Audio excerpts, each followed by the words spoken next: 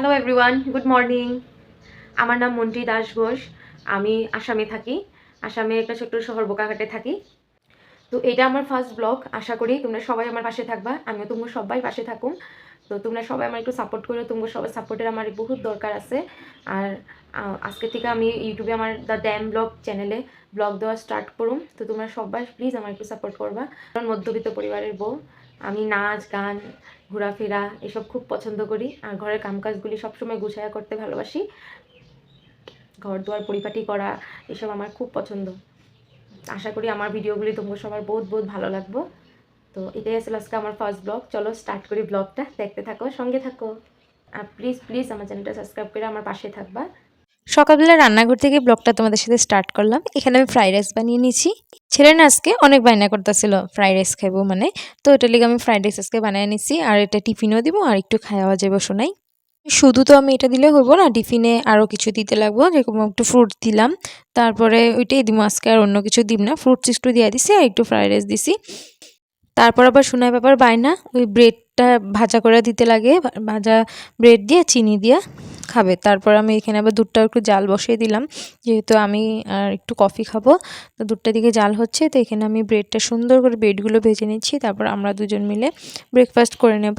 তো এখানে ব্রেডগুলো ভাজা আমার হয়ে গেছে, দেখো তেল দিয়ে সুন্দর করে ব্রেড ভাজা করে নিচ্ছি। তারপরে এখানে কফি বানিয়ে নিলাম 2 কাপ। আর ব্রেড আর কফি দিয়ে আজকে আমরা ব্রেকফাস্ট করব। আর এখানে দেখো নিয়ে এসেছি টেবিলে, আর সোনা পাপাকেও ডেকে দিলাম, ও খেয়ে নিল। খেয়ে ওরা চলে যাওয়ার পরে আমি আবার কাজে হাত দেব। সোনাই তো চলে গেছে স্কুলে, এখন আমি আর সোনা পাপা খেয়ে নেব। আর আমরা কিন্তু ভাড়া বাড়িতে থাকি, আমাদের আগে বাড়ি ছিল সেটা বিক্রি হয়ে গেছে, এখন ভাড়া বাড়িতে থাকি।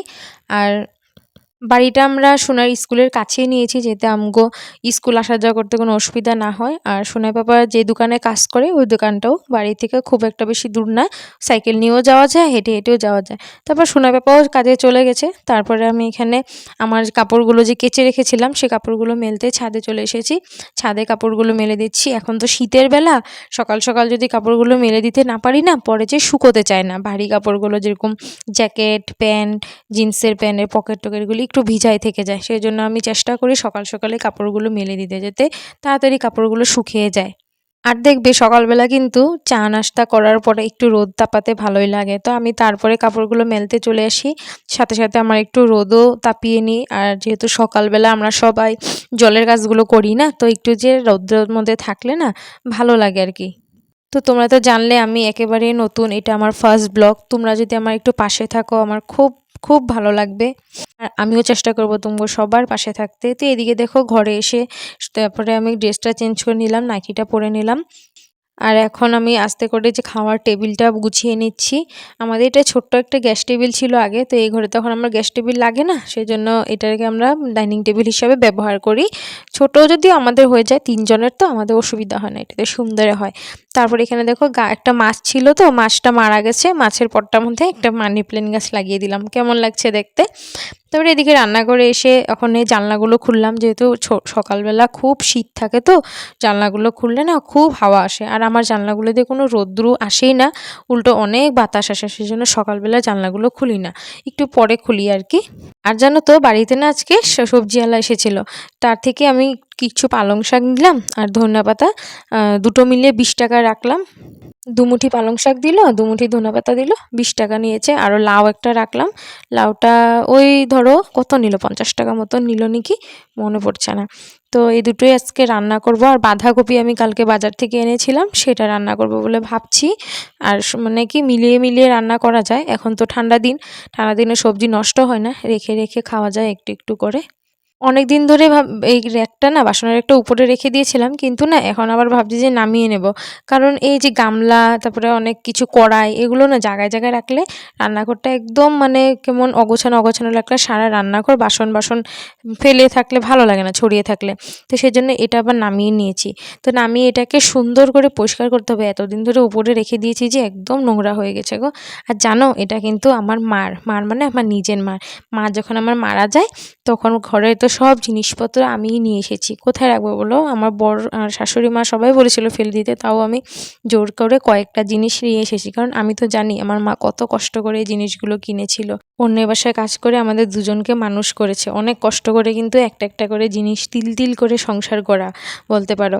তো এখন তো মা মারা যাওয়ার পরে সংসারটা পুরো নাই, সংসারে কোনো নাম নিশান নাই। তো আমি এই টুকটাক একটা দুটা জিনিস না রেখে দিয়েছিলাম, ভাই যে ভবিষ্যতে বিয়ে করলে ওকে দেবো মার চিহ্ন হিসাবে।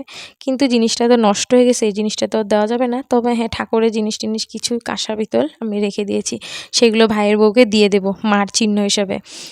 সবাই কিন্তু বলেছিল যে সব কিছু বিক্রি করে দিতে, বিক্রি করে মায়ের শ্রাদ্ধ করতে। আর আমার মা কিন্তু নিজেও কিছু টাকা রেখে গিয়েছিল, সেইটা দিয়ে আমার মার শ্রাদ্ধ হয়েছে। আর আমি আর বিক্রি করিনি, আমার খুব কষ্ট লেগেছে। আমি যে না, যত কিছু হোক আমি রেখে দেবো, চিহ্ন আর কি বলো, কিনা তো যাবেই না। তো দেখো আমার মা এত কষ্ট করে জিনিসগুলো একটা সংসার গুটিয়েছিল একটু একটু করে। তো আমার তো খুব কষ্ট লাগে, মায়ের কষ্ট তো মেয়েরাই বুঝে।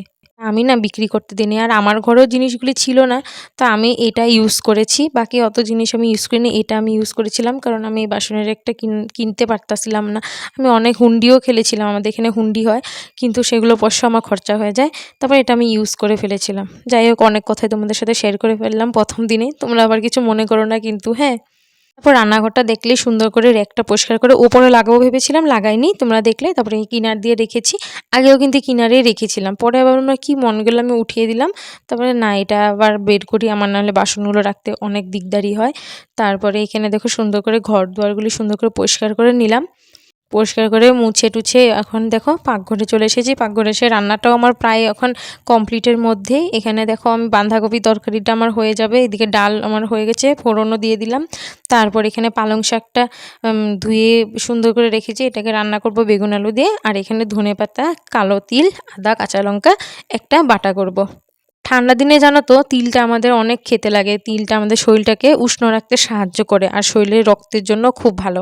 ছেলেকে দেখেছো, এখানে আমি কাজ করছি ক্যামেরা লাগিয়ে, আর ও কী করছে, ক্যামেরাটা ওর দিকে ঘুরিয়ে নিয়েছে, মানে ও যে বল আনতে গেছে বা কিছু খেলছে সেটা দেখানোর জন্য।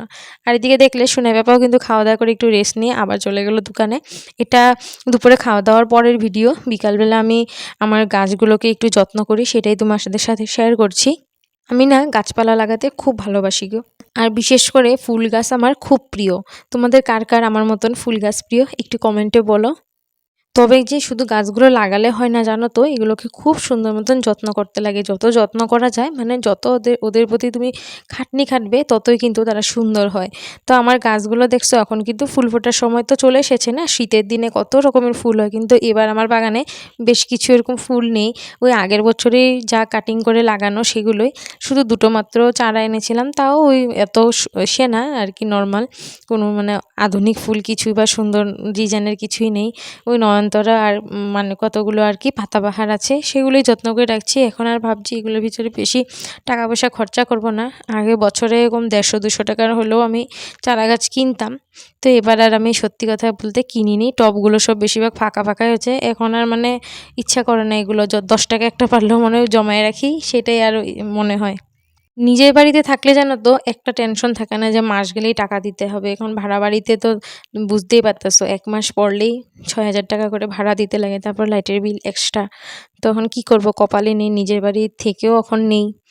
আর জন্য অনেক কষ্ট লাগে যখন আমি নিজের বাড়ির কথা ভাবি, মানে আগে কি সুন্দর নিজের বাড়িতে থাকতাম, কেউ কিছু বলতো না। এখন তো এদিক থেকে এদিকে কিছু করতে গেলে বা আমার ছেলেটা কিছু খেলতে টেলতে গেলে বা কিছু একটা যদি নষ্ট হলে মানুষের ডেকে কথা শোনাবে, এরকম কিছু ভয় পাই আর কি। তবে মনে একটা আমার খুব দুঃখ থেকেই গেল, আমার ছেলেটা মানে নিজের বাড়িতে বড় হতে পারলো না। ছোটবেলায় ওর ওখানেই জন্ম হয়েছে যদিও, তো বড়টা কিন্তু ভাড়া বাড়িতেও বড় হইতেছে। তো বহুত মনে এগুলা নিয়ে খুব কষ্ট লাগে। তো এই কষ্ট আর কি করুম, এগুলা যা কপালে আছে হইবই। তাও এই গাছপালা লাগাইয়া একটু সুন্দর মনটারে খুশি রাখতে চাই আর কি। তবে এখন যে বাড়িতে ভাড়া থাকি, এই বাড়ির মালিকিনি খুবই ভালো, খুবই ভালো। কোনো মানে ওরকম যে অবজেকশন বা কিছু ওরকম কিছু নাই। সুন্দর মতন আমগুলোকে একদম মিলামিশা সুন্দর মতন থাকে। তো ভালো লাগে, ঠাকুরের দয়ায় একটা ভালো ঘর পাইছি। দেখো তোমাদের সাথে কথা বলতে বলতে আমি কিন্তু বারান্দার প্রত্যেকটা গাছে জল দিয়ে একটু কুড়েও দিলাম। আজকে গাছগুলো মানে মাটিগুলো বসে গেছিলো।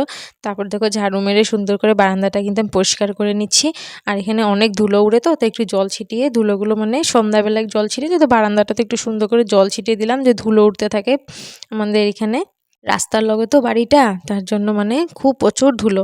তারপরে দেখো না সন্ধ্যার যেগুলো বাইরের কাজগুলো সব কমপ্লিট করে নিলাম, তো তারপরে রান্নাঘরে চলে এসেছি, বাসন টাসন সব ধুয়ে রেখেছিলাম। তারপরে না গ্যাসটা আর মুছতে সময় হয়নি গো। ভাবছি না বাইরের কাজগুলো করে নিই, আবার দেবো পট করে, এখন সন্ধ্যা লেগে যায় তো। তারপরে বাইরের কাজগুলো করে এখন গ্যাসটা মুছে রান্নাঘরটা সুন্দর করে মুছে নিলে আমার কাজ কমপ্লিট। আমার ভিডিওটা আজকে এতটুকুই। হ্যাঁ, প্লিজ আমার ভিডিওটা যদি তোমাকে ভালো লাগে লাইক শেয়ার অ্যান্ড কমেন্ট করবা আর আমার পাশে থাকবা। এটাই আসলে আজকে আমার ফার্স্ট ব্লগ। আর যদি তোমরা আমার ভিডিওটা দেখছো না, প্লিজ প্লিজ আমার একটা সাবস্ক্রাইব করে, যেহেতু তোমাকে সাবস্ক্রাইবের আমার এখন কতটা দরকার তোমরা বুঝতে পারতাছো। আর সত্যি কথা কইতাছি, তোমরা আমার পাশে থাকলে আমি তোমাদের পাশে থাকবো। তো আজকে এতটুকুই, টাটা বাই বাই। তোমাদের ভালোবাসার জন্য কিন্তু আমি ইউটিউব প্ল্যাটফর্মে এসেছি, প্লিজ আমাকে একটু ভালোবাসা দিও, একটু সাপোর্ট করো। আজকে এতটুকুই, টাটা বাই বাই। সবাই ভালো থাকো, সবাইরে ভালো রাখো, টাটা।